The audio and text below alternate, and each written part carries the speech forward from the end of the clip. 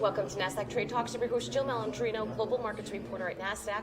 We've been coming to you live throughout the day from the Employing U.S. Vets Conference, brought to you by the Military Times and Vets Indexes.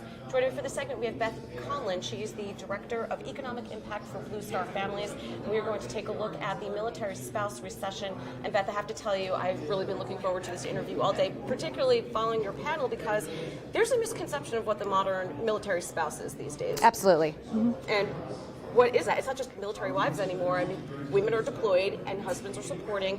Tell us about some of those misconceptions. The misconceptions aren't just around gender. Not only do we have male spouses, we have same-sex couples as well.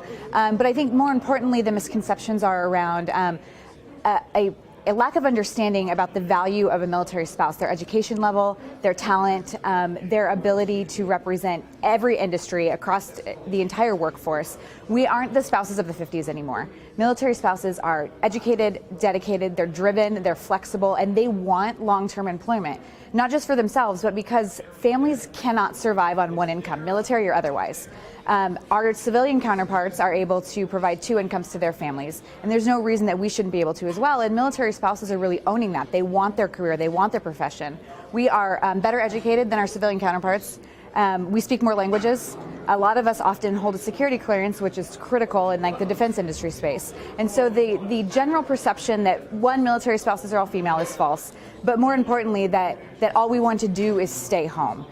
Those two perceptions, I think the workforce needs to understand that that's not really the case anymore, and also they're missing a huge value add by not looking at the military spouse talent pool for employment. Because I mean, you have in your notes here that the unemployment rates are over 25%. It's pretty shocking. Yeah. For the past 10 years, military spouses have been in a complete recession. We've been unemployed at about 25%, and we've been underemployed at well over 50%. Meanwhile, our civilian counterparts are experiencing record low levels of unemployment. Right, and the challenge to that is service members are going to leave active duty. Of course. You can't do this on one income, as you had mentioned before. Yeah, absolutely. So not only is spouse employment a matter of providing for the family, it's literally a matter of national security. Mm-hmm. And there's a huge economic impact that's missed when you don't employ a spouse. The program that I run alone has brought $50 million of economic impact to local communities. So we can impact our communities, our military families, and the larger workforce just by employing this one population. All right, tell us about Blue Star Families, because you guys are doing some amazing stuff over there.